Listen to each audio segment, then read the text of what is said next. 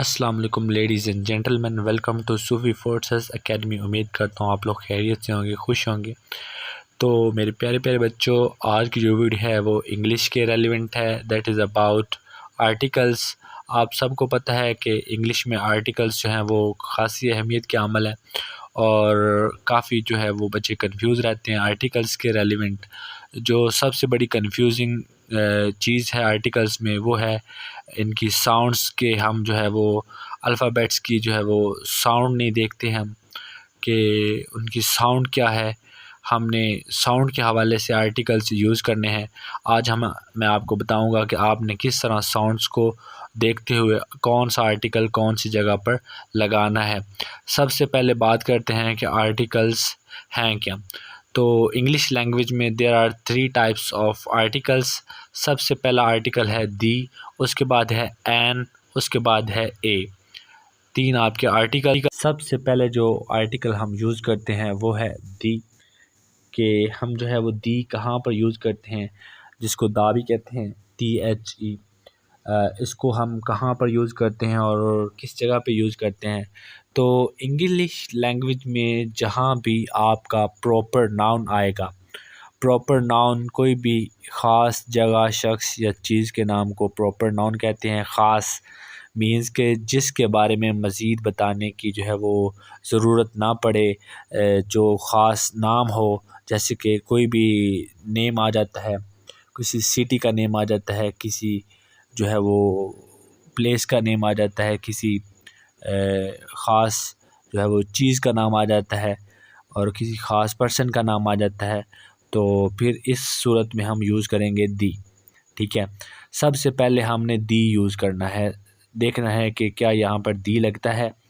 अगर दी लगता है तो गुड, हम दी लगा के आगे मूव कर जाएंगे। अदरवाइज़ अगर दी नहीं लगता, यानी कि वो प्रॉपर नाउन नहीं है, तो फिर हम क्या करेंगे। अगर आप प्रॉपर नाउन के बारे में मज़ीद इन्फॉर्मेशन लेना चाहते हैं कि कौन कौन सी चीज़ें प्रॉपर नाउन में आती हैं, तो इसके हवाले से डिटेल वीडियो चैनल पर मौजूद है, जो कि पार्ट्स ऑफ स्पीच भी हमने कवर करवाए हुए हैं। पार्ट्स ऑफ स्पीच में जो नाउन की काइंड्स हैं उनमें आपकी आ जाती है प्रॉपर नाउन, तो वहाँ पर आप देख सकते हैं नाउन की टाइप्स में से। ठीक है, और उम्मीद करता हूँ आप लोग को दी की समझ आ गई होगी, दा की समझ आ गई होगी कि आपने कहाँ पर यूज़ करना है। अब बात करते हैं आपके 2 articles, that is A and an. आपको पता है ए और एन जो हैं वो काफ़ी कंफ्यूजिंग आर्टिकल्स हैं और काफ़ी टीचर्स को भी इसके बारे में कंफ्यूजन होती है और काफ़ी जो है वो बच्चे भी, ज़ाहिर सी बात है, अगर टीचर जो है वो कंफ्यूज हैं तो बच्चे डेफिनेटली जो है वो कंफ्यूज होंगे। जब टीचरों को ये बात कंफ्यूज कर सकती है तो बच्चों को भी करेगी, डेफिनेटली ऑब्वियसली करेगी। तो इस वीडियो को देखने के बाद, इस मेरे कंसेप्ट को देखने के बाद, आई डोंट थिंक सो कि आपको पूरी ज़िंदगी जो है वो आर्टिकल का जो वो ये मसला आएगा, ये आर्टिकल का कोई भी जो है वो वर्ड भूलेगा, आप बड़ी इजीली जज कर सकेंगे कि कहाँ पर आपने ए लगाना है और कहाँ पर आपने एन लगाना है। अब बात करते हैं वावल्स और कॉन्सोनेंट्स के बारे में। तो मेरे कुछ शहज़ादों को जो है वो वावल्स और कॉन्सोनेंट का नहीं पता होगा, तो इसके हवाले से उनको भी बताता चलूँ कि वावल्स ऐसे लेटर्स हैं इंग्लिश अल्फ़ाबेट्स में। इंग्लिश अल्फ़ाबेट से मुराद ABC है आपकी। 26 अल्फ़ाबेट्स हैं जिनमें 5 आपके वावल्स हैं, जिनको आप वावल्स भी कहते हैं। ठीक है, वावल्स के नाम से भी जानते हैं, कुछ टीचर्स पढ़ाते भी हैं। तो AEIOU, ये जो 5 लेटर्स हैं ये आपके वावल्स या फिर वावल्स हैं। और रिमेनिंग जो आपके BCDFGH आगे सो ऑन, बाकी जो AEIOU के अलावा हैं वो कॉन्सोनेंट्स हैं आपके। नाउ आई थिंक सो कि आपको वावल्स और कॉन्सोनेंट्स की समझ आ गई होगी कि कौन से लेटर्स जो हैं वो वावल्स हैं, कौन से कॉन्सोनेंट्स हैं। अब जो बच्चे गलतियां करते हैं वो यहाँ पर ही करते हैं कि उनको वाउल और कॉन्सोनेंट का पता होता है, लेकिन आगे वो क्या गलतियां करते हैं कि उनको ये याद नहीं रहता कि उन्होंने वाउल साउंड के साथ उन्होंने जो है वो एन लगाना होता है और कॉन्सोनेंट साउंड के साथ उन्होंने ए लगाना होता है। यहाँ पर अल्फ़ाबेट्स की साउंड्स बहुत ज़्यादा इंपॉर्टेंट हैं। बच्चों को अल्फ़ाबेट्स की साउंड्स का ही नहीं पता होता कि कौन सी साउंड आपकी वाउल है और कौन सी साउंड आपकी जो है वो कॉन्सोनेंट है। तो मैं आपको इस तरह इनकी साउंड्स के बारे में बताऊंगा कि ज़िंदगी भर आपको इनके बारे में मसला नहीं आएगा और आप किसी भी जो है इस तरह की क्वेश्चन को टैकल करने की कैपेबिलिटी रखते होंगे, आप उसको रॉन्ग नहीं करेंगे। तो इसके हवाले से हम एप्लीकेशन के थ्रू आपको समझाएंगे।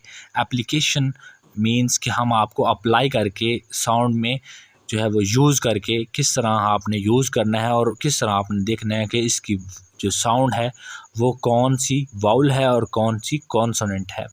Firstly we have word poem. इसका जो फर्स्ट अल्फ़ाबेट है that is P and it's consonant and its sound is also consonant, so we use article A। Second number पे है आपका वर्ड यूरोपियन, जो कि बहुत ज़्यादा इम्पोर्टेंट है। वर्ड यूरोपियन बार बार कॉम्पिटिटिव एग्जाम्स में पूछा जाता है और बहुत इम्पोर्टेंट है। बार बार टेस्टर इसके बारे में जो है वो पूछते हैं बच्चों से, और बच्चे जो है वो गलतियां कर देते हैं। किस तरह गलतियां करते हैं कि ये वर्ड ई से स्टार्ट हो रहा है, दैट इज़ वाउल, एंड बच्चे जो है वो डायरेक्टली इसको एन लगा देते हैं, जो कि टोटली गलत है।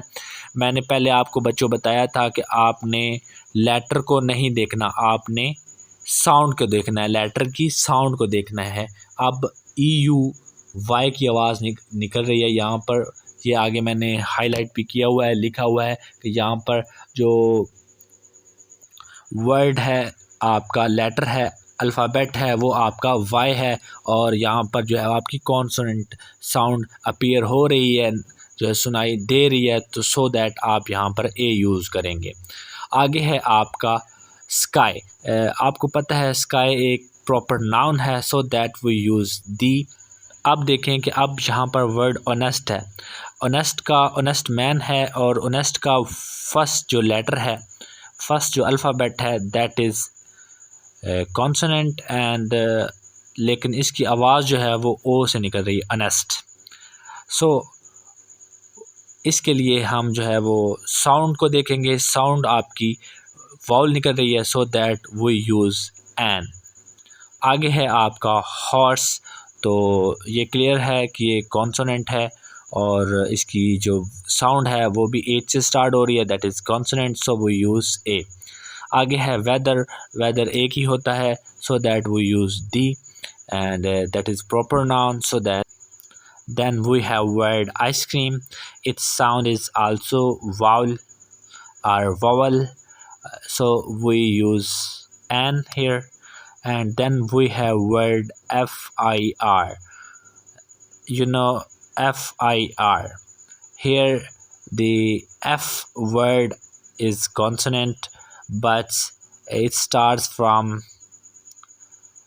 vowel sound f, ef. Means here we use an, and then we have piano, and here we use the, that is its proper noun, and then we have umbrella, और umbrella का first letter जो है, first alphabet वो आपका U है, that is vowel or vowel, so here we use an। and in the last again वैसा ही word है European की तरह, यूनिवर्सिटी का। यूनिवर्सिटी का जो पहला अल्फ़ाबेट है, पहला लेटर है, वो आपका वाउल है या फिर वावल है, लेकिन ये आवाज़ वाई की निकल रहा है, and Y is consonant, so that हम यहाँ पर ए यूज़ करेंगे। That's all about the articles. और ये वो गलतियाँ थी जो बच्चे जो है वो साउंड्स को लेकर साउंड्स कंफ्यूज होते हैं और साउंड्स की जब वो गलतियाँ करते हैं पहचानने में कि कौन सी जो है वो आपकी वाउल साउंड है और कौन सी आपकी जो है वो कॉन्सोनेंट साउंड है। और ये मैंने आपको बता दी। उम्मीद करता हूँ कि आपको ये चीज़ें समझ आ गई होंगी। अगर आपकी कोई कन्फ्यूजन है, कोई डाउट है, तो आप कमेंट सेक्शन में पूछ सकते हैं। इस तरह की कंसेप्चुअल इंग्लिश और बाकी सब्जेक्ट की मज़ीद क्लासेस के लिए आप चैनल सब्सक्राइब कर सकते हैं। Thanks for watching. अल्लाह हाफिज़।